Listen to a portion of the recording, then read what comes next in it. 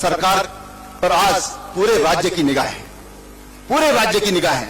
तमाम तरह की अपेक्षाएं राज्य हमसे आज कर रहा है और इस अवसर पर मैं पूरे प्रदेशवासियों को एक खुशखबरी देना चाहता हूं कि गैरसैंण भराड़ीसैंण ये राज्य की ग्रीष्मकालीन राजधानी होगी, इसकी मैं आज घोषणा करता हूं और आप सबका बहुत धन्यवाद। आपको सीएम पद से हटे हुए 2 साल का वक्त हो गया है, लेकिन आप अब भी चर्चाओं के केंद्र में। आपका जब भी दिल्ली दौरा होता है, दिल्ली जाना होता है, तो यहाँ चर्चाओं का दौर जो है वो गर्म हो जाता है। तो आखिर क्यों होती है चर्चाएं सर? कुछ तो बात होगी, लेकिन आमतौर पर ऐसा होता है कि जो पार्टी के वरिष्ठ नेता होते हैं या जो पूर्व मुख्यमंत्री होते हैं, उनको संगठन में कोई दायित्व दिया जाता है। आपको अभी तक इस तरह से कोई दायित्व नहीं दिया गया, तो क्या पार्टी ने कोई आपको आश्वासन दे रखा है या किसी नई भूमिका में जल्द आपको देखने वाले हैं? आपकी सक्रियता हरिद्वार में भी उतनी ही दिखती है, आपकी सक्रियता गढ़वाल में भी दिखती है, टिहरी क्षेत्र में भी दिखती है, तो क्या आप चुनाव लड़ रहे हैं? डर सा है कि जब अब परिसीमन होगा तो सीटें यहाँ कम होंगी, वहाँ बढ़ जाएंगी, तो क्या आपको नहीं लगता कि पहाड़ों में प्रतिनिधित्व बैलेंस रहे, उसके लिए कुछ किया जाना चाहिए? क्या हम अपने जीवन काल में गैरसैंण को स्थायी राजधानी के रूप में देखेंगे? सवाल है अंकिता भंडारी जो हत्याकांड हुआ उससे। उनके परिजन ये चाहते हैं कि इस घटना की सीबीआई जांच हो। सर, ऐसा क्यों है कि ऐसा लगता है जैसे सरकार दुविधा में है? के विरोधियों ने भी कहा कि आपने कैबिनेट की राय नहीं ली। सोशल मीडिया के जरिए आपके विरोधियों ने आपकी 2 तरह की छवियां गढ़ी। एक, ये आरोप लगाया कि आप जातिवादी राजनीति करते हैं।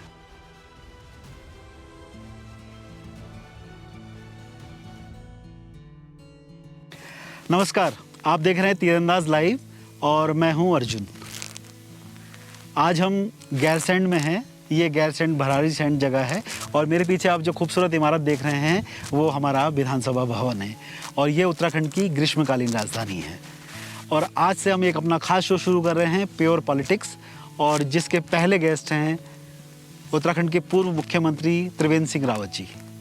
तो आज उनसे जानेंगे, उनसे बात करेंगे। उन्होंने इस विधानसभा भवन में एक ऐतिहासिक ऐलान किया था, उन सब चीज़ों पर बात होगी और कई सारे और सवाल भी पूछेंगे। सर, बहुत बहुत स्वागत है आपका तीरंदाज लाइव पर। धन्यवाद सर, आज हम गैरसैंण भराड़ीसैंण में हैं। 2020 में आपने इस विधानसभा भवन से एक ऐतिहासिक ऐलान किया था। मुझे लगता है उत्तराखंड राज्य गठन के बाद ये एक वाटरशेड मूवमेंट था।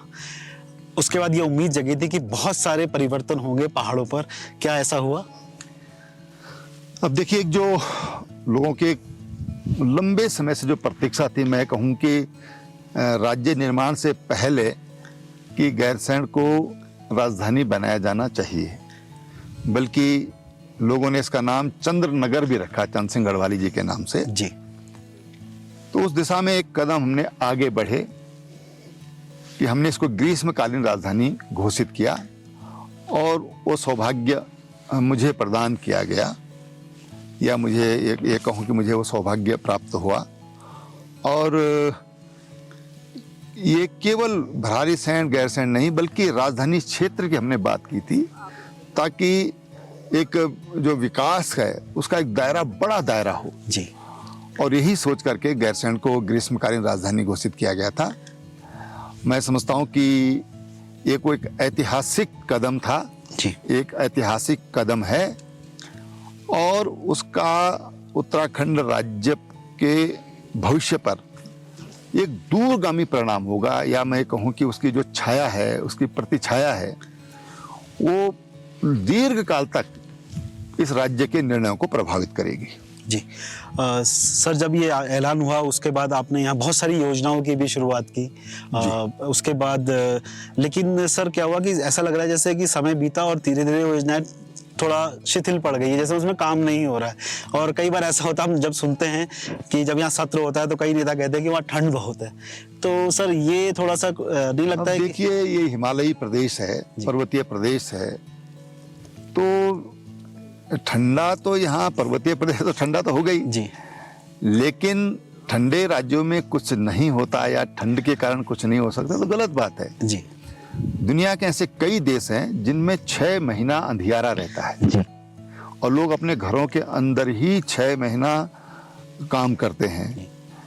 कोई तमाम तरह के होम, जो घरों के अंदर जो कुटीर उद्योग हो सकते हैं, वो काम करते हैं और फिर 6 महीना उसकी मार्केटिंग करते हैं। जी।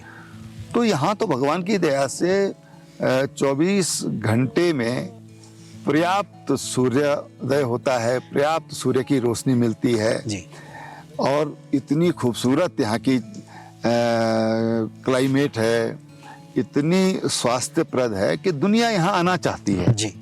तो जो लोग इस तरह की बात करते हैं या तो वो अनविज्ञ हैं या वो कष्ट नहीं उठाना चाहते हैं। थोड़ा बहुत कष्ट उठाएंगे तो मैं समझता हूँ कि उसका बहुत सारा सुख इस राज्य को मिलेगा। एक और सर बड़ी घोषणा थी गैरसैंण कमिश्नरी की, सर उसके पीछे की सोच क्या थी? उस तरह से वो सोच लोगों के बीच में नहीं गई और आपके विरोधियों ने भी कहा कि आपने कैबिनेट की राय नहीं ली। देखिए, उस फैसले के पीछे सोच ये थी कि हमारे 2 रीजन हैं, गढ़वाल और कुमाऊं रीजन। एक आम आदमियों में रीजनलिज्म की जो फीलिंग है, हमने ये सोचा था कि गैरसैंण एक ऐसी जगह है जो गढ़वाल और कुमाऊं के मध्य में है। इसमें कुछ भाग कुमाऊं मंडल का लिया गया था, कुछ भाग गढ़वाल मंडल का लिया गया था और एक ऐसा संगम ये जगह बने, एक त्रिवेणी बने, ये जैसे इलाहाबाद है ऐसी त्रिवेणी ये बने कि वहाँ पर तमाम तरह के जो इस तरह के जो रीजनलिज्म की फीलिंग है, जो क्षेत्रवाद की जो भावनाएं हैं, वो भावनाएं खत्म हों, उन भावनाओं को धीरे धीरे समाप्त किया जाए और सब लोग राज्य के डेवलपमेंट के लिए लगें, सब लोग राज्य के विकास के लिए लगें। दूसरी बात ये थी कि यहाँ पर जब कमिश्नरी बनती तो कमिश्नर लेवल का एक ऑफिसर यहाँ पर बैठता, एक आईएएस यहाँ बैठता, एक आईपीएस यहाँ पर बैठता, फिर अनेक जो अधिकारी हैं, इंजीनियर्स हैं, जो ग्रीष्मकालीन राजधानी की जो पूरी रूपरेखा, एक मास्टर प्लान यहाँ पर बैठ के जो बनता, ये उसके पीछे परिकल्पना थी। और मकसद यही था कि ये पर्वतीय राज्य है, दूरस्थ तक विकार कैसे पहुंचे, दूरस्थ की चिंता कैसे हो, जिसके लिए राज्य बना है।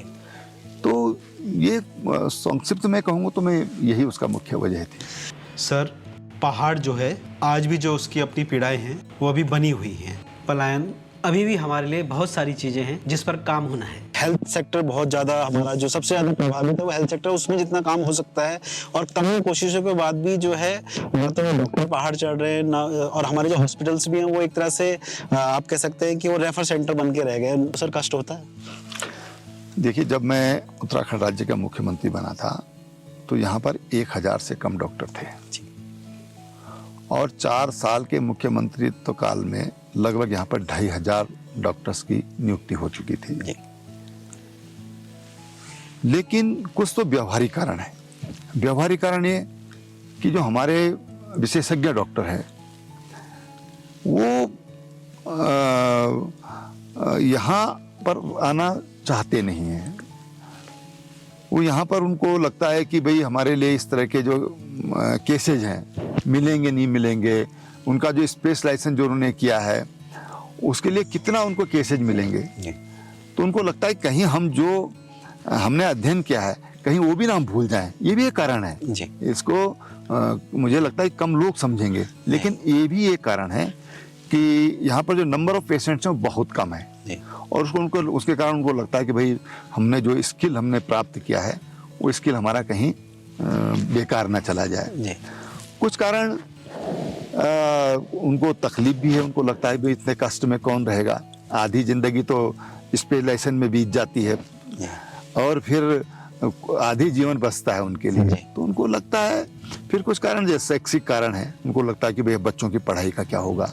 ये तमाम तरह के मैंने कहा कि कुछ व्यावहारिक कारण हैं और एक बहुत बड़ा फैक्टर ये भी है कि स्पेशलिस्ट जो डॉक्टर्स हैं उनका हमारे पास अभाव भी है, उनकी कमी भी है।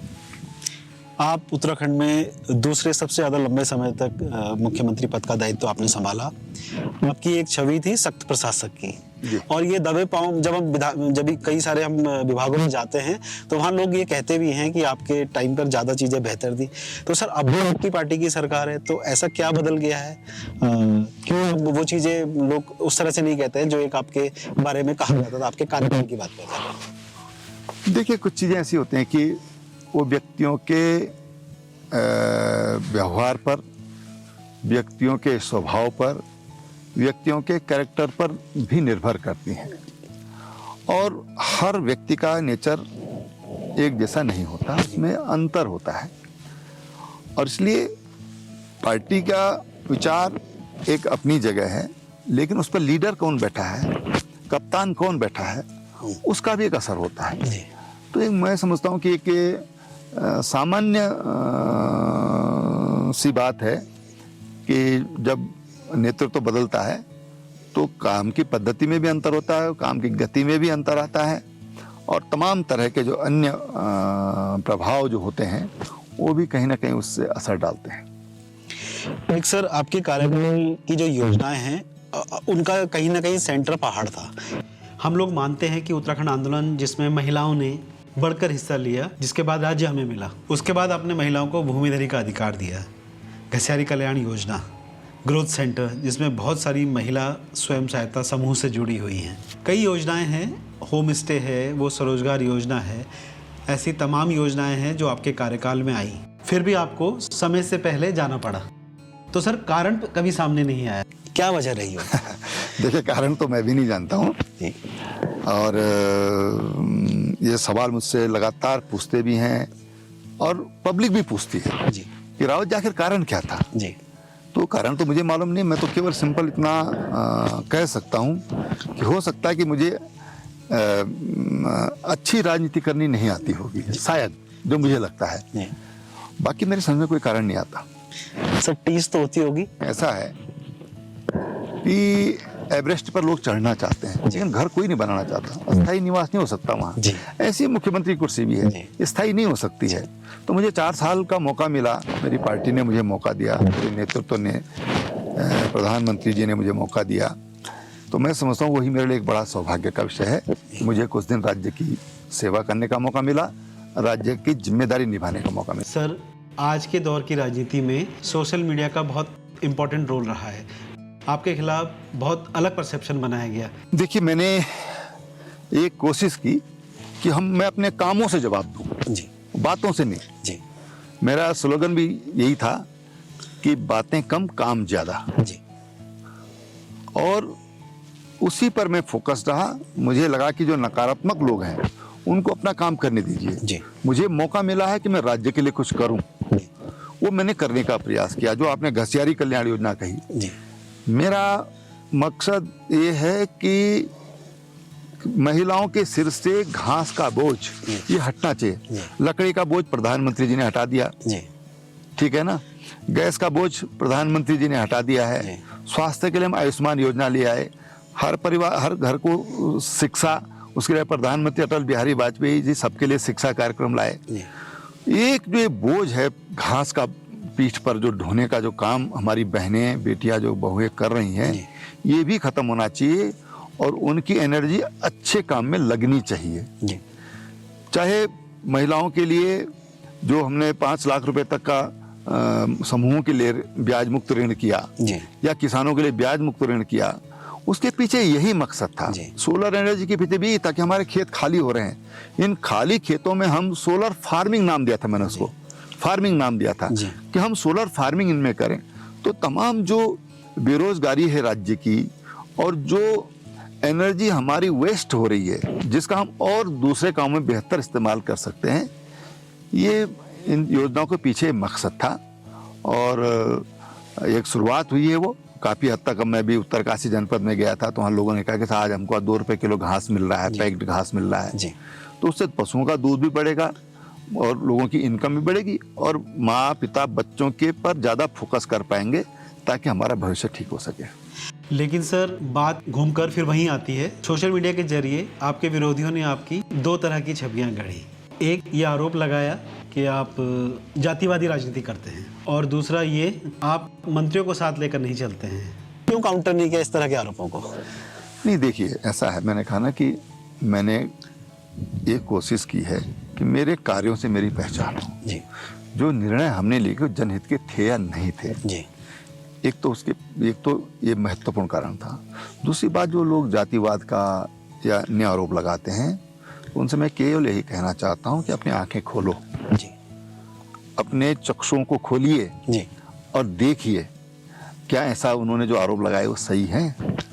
और कई लोग पॉलिटिकली भी इस तरह के आरोप लगाते हैं, राजनीतिक कारणों से आरोप लगाते हैं, कई लोग निजी स्वार्थों की वजह से भी इस तरह के आरोप लगाते हैं। तो मैं समझता हूँ कि जिसको काम करना है उसको काम करना चाहिए और इस तरह के आरोपों की परवाह नहीं करनी चाहिए, सफाई देने की जरूरत नहीं होनी चाहिए।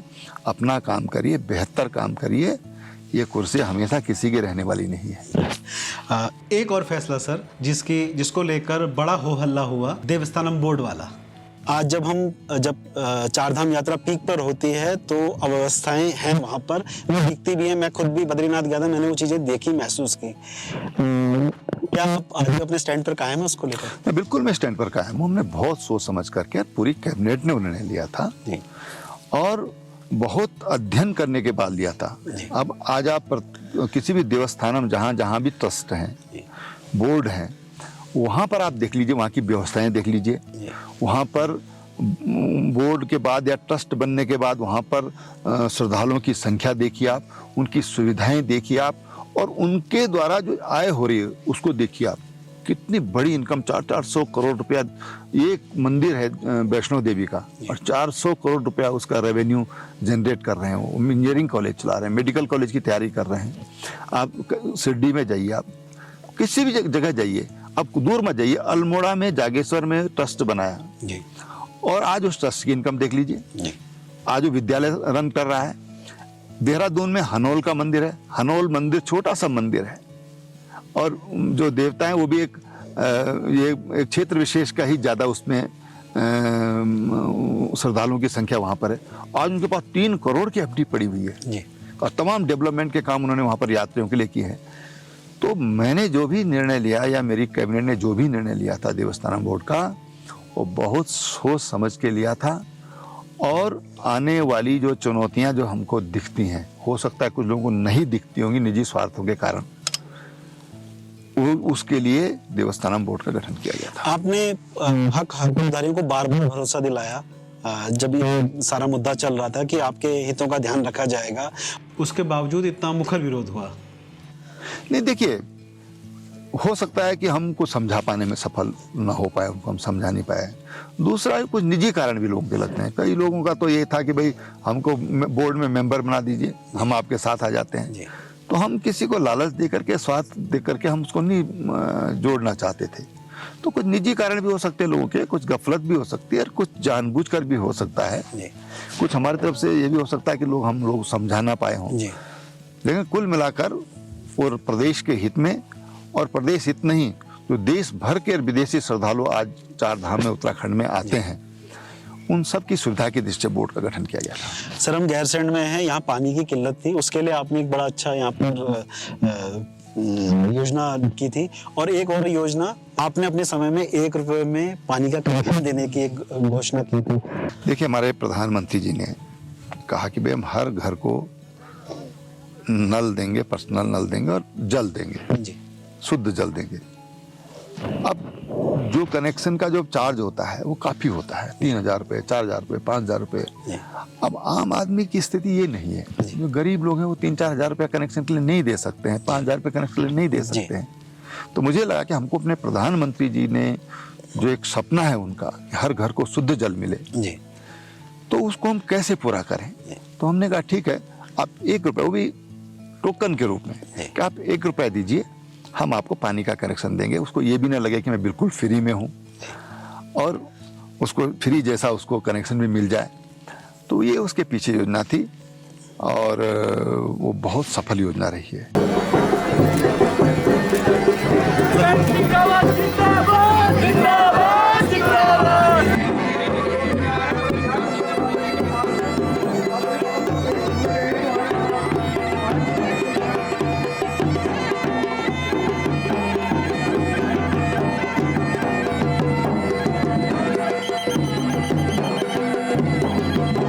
त्रिवेंद्र सिंह रावत जी से बातचीत का सिलसिला जारी है।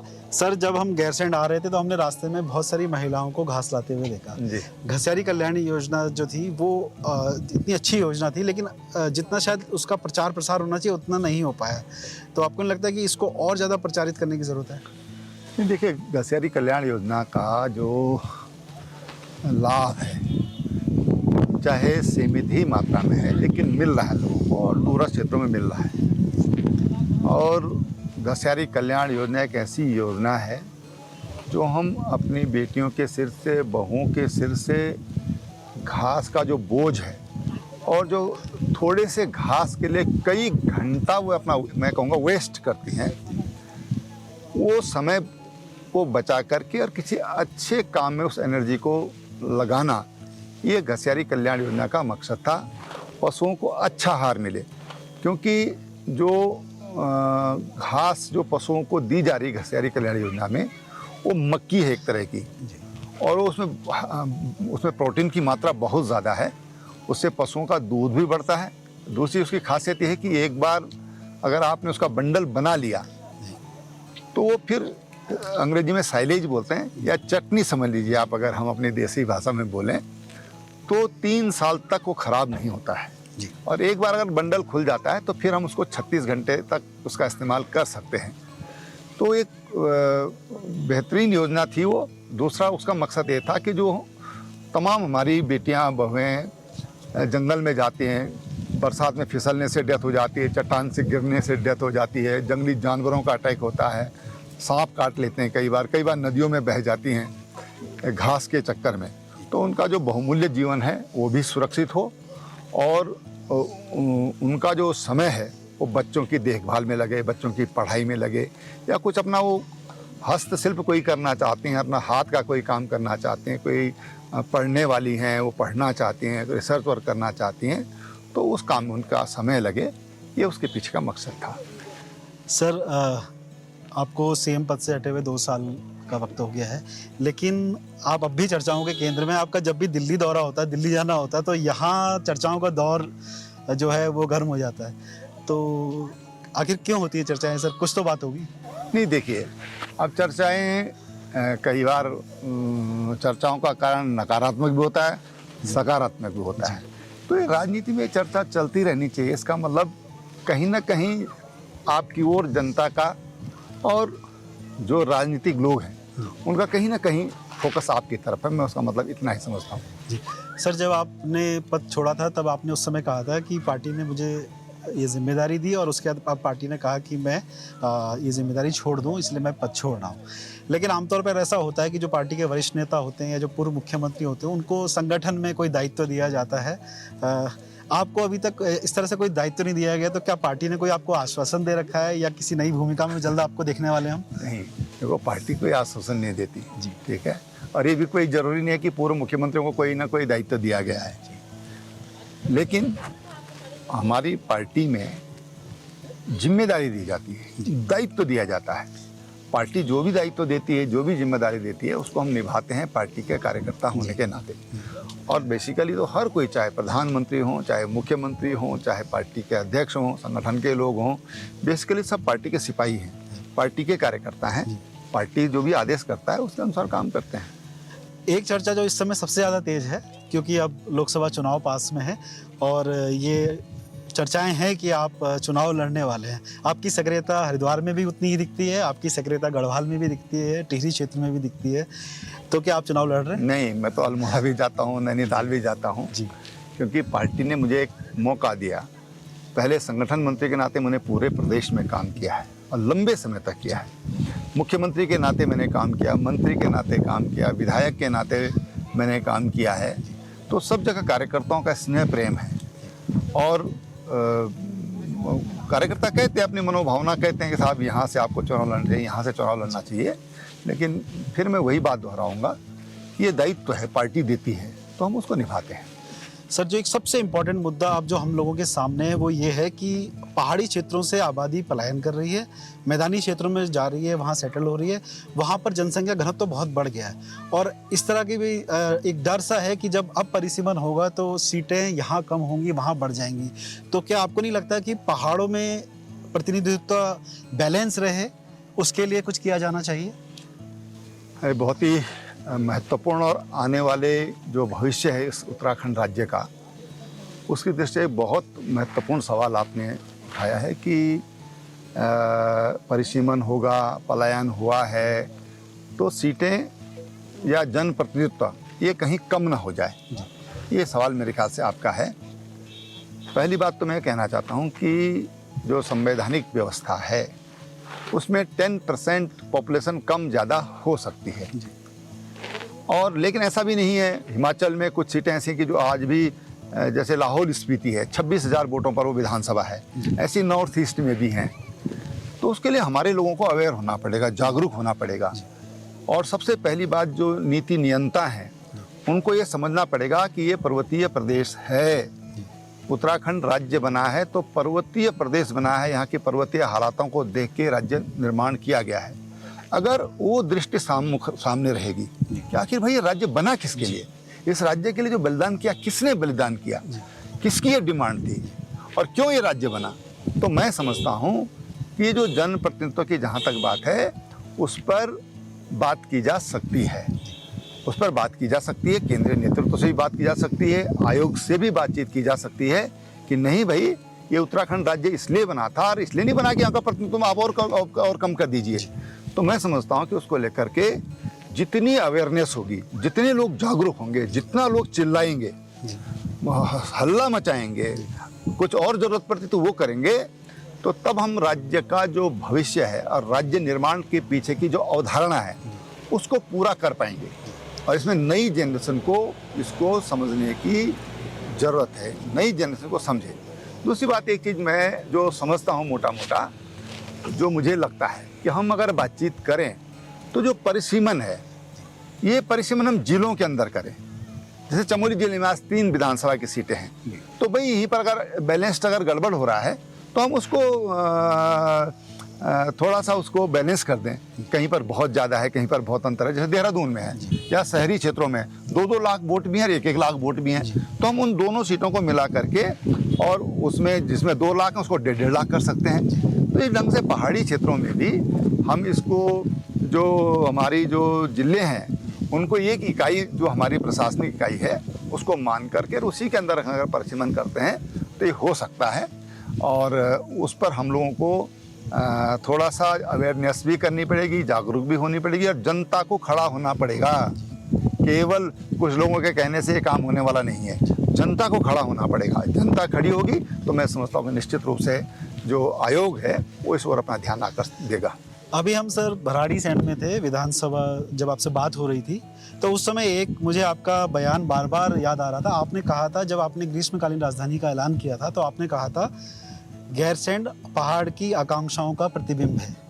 सर क्या अक्सर हम कहते हैं क्योंकि कि पहाड़ में विकास तब पहुंचेगा जब अधिकारी पहाड़ों में पहुंचेंगे और सारी सुविधाएं पहाड़ों में पहुंचेंगी। क्या हम अपने जीवन काल में गैरसैंण को स्थायी राजधानी के रूप में देखेंगे? देखिए, कुछ सवाल भविष्य पे छोड़ देने चाहिए। भविष्य अपने आप इन सवालों का जवाब देगा। सवाल ये है कि जो ग्रीष्मकालीन राजधानी बनाई गई थी या बनाई गई है, क्योंकि गजट नोटिफिकेशन सब कुछ हो चुका है जी, हो चुका, ठीक है। उसके लिए यहाँ पर हमने पुलिस लाइन के लिए उनके लिए कुछ पैसा भी दिया था, हेलीपैड के लिए पैसा दिया था, नीचे एक झील के लिए भी पूरा DPR तैयार हो गया था। यहाँ पर डिस्ट्रिक्ट लेवल का एक हॉस्पिटल वो मेरे ख्याल से बनकर तैयार हो गया है या बन रहा है, और खेल का मैदान, तमाम तरह की सुविधाएं यहाँ पर हमने एक शुरुआत की थी। तो ये चीज़ पहले ये मैच्योर हो जाए तो धीरे धीरे हम आगे बढ़ेंगे। मैं समझता हूँ कि उस ओर बढ़ने का समय है, उसको बढ़ा जाना चाहिए, क्योंकि कोई भी राजधानी अगर बनती है तो उस पर जितना इंफ्रास्ट्रक्चर चाहिए वो पहले वो इंफ्रास्ट्रक्चर तैयार होना चाहिए। जल्दबाजी में कोई काम होगा तो उसका फिर नुकसान होगा। वैसे भी हमारा ये पूरा जो ये हिमालयी क्षेत्र है ये जियोलॉजिकली काफ़ी सेंसिटिव है, और इसलिए जल्दबाजी में यहाँ कोई कदम उठाएं तो भविष्य में नुकसान पहुँचा सकता है। सर एक लास्ट सवाल, ये सवाल है अंकिता भंडारी जो हत्याकांड हुआ उससे। उनके परिजन ये चाहते हैं कि इस घटना की CBI जांच हो। सर ऐसा क्यों है कि ऐसा लगता है जैसे सरकार दुविधा में है? क्या उसकी CBI जांच नहीं होनी चाहिए अगर वो संतुष्ट नहीं है यहाँ की जांच से? ये सवाल वैसे सरकार से आप पूछते तो ज़्यादा अच्छा होता, लेकिन मैंने एक बात कही थी जब ये इसके बारे में प्रश्न मुझे पूछा था। एक तो मैंने ये बात कही थी कि जो इंक्वायरी ऑफिसर जिस महिला को बनाया गया है वो महिला बहुत अच्छी एफिशिएंट औरत है, महिला है, ऑफिसर है कहूँगा मैं, महिला तो जैसे भी है, लेकिन एक बहुत एफिशिएंट वो अधिकारी है, रेणुका देवी आईपीएस ऑफिसर है, सीनियर आईपीएस है। लेकिन अगर पब्लिक ऐसा चाहती है, उसके माता पिता ऐसा चाहते हैं, अगर सीबीआई जांच हो जाती है तो उसमें भी पीछे नहीं हटना चाहिए, कर देना चाहिए। भाई सीबीआई कोई जरूरी नहीं कि हर केस को लेती है। जी। सीबीआई समझेगी कि उसमें कुछ लेने लायक है तो ठीक है, नहीं तो नहीं ले लेते तो कोई दिक्कत ऐसी नहीं होनी चाहिए थी। सर, बातचीत के अंत में गैरसैंण के लोगों का आपसे बहुत अच्छा अटैचमेंट है। हम देख भी रहे हैं, जब हम गैरसैंण में आए आपके साथ तो हमने देखा कि लोगों का जो एक आपको वो अपने परिवार का हिस्सा मानते हैं। मैं सारकोट भी गया था तो वो कहते थे कि वो तो हमारे यहाँ के बाशिंदे हैं। तो गैरसैंण के बारे में कुछ कहना चाहेंगे? मैं गैरसैंण वासियों से यही कहना चाहूँगा, और केवल गैरसैंण नहीं, देखो ये राजधानी क्षेत्र घोषित किया था हमने, क्योंकि बहुत छोटे छोटे हमारे गांव हैं, छोटे छोटे कस्बे हैं, तो हमने उसको एक क्षेत्र को इसमें लिया था। तो उसमें आपका द्वारा हाट है, इधर चौखुटिया है, चौखुटिया में मैंने हवाई पट्टी के लिए इसी गैरसैंण की विधानसभा में 10 करोड़ रुपए का भी प्राविधान किया था कि अगर वहाँ पर एक बड़ा हवाई अड्डा बन जाए, जिसमें हमारे जैसे देहरादून में आज एयरबस उतरती हैं, उसी तरह की एयरबस अगर वहाँ पर उतरती हैं तो ये क्षेत्र पर्यटकों के लिए स्वर्ग है। यहाँ पर आकर किसकी तबीयत खुश नहीं हो जाएगी। हम चारों तरफ 360 पर हम देख रहे हैं, यहाँ पर पूरा एक कटोरा जैसा है ये, और इसमें पूरी हरियाली है, पानी है, खूबसूरत जंगल हैं, खूबसूरत घर हैं, अच्छे होनहार लोग हैं जो कंस्ट्रक्टिव हैं, अच्छे सीधे सज्जन और बुद्धिमान लोग हैं, जो समझबूझ वाले लोग यहाँ पर हैं। आखिर ऐसे कहाँ मिलेगा? और इसलिए मैं गैरसैंण और इस क्षेत्र के लोगों से कहना चाहूँगा कि आप जागरूक रहिए, अवेयर रहिए और अपनी बात को दमदारी से कहिए, संकोच मत करिए।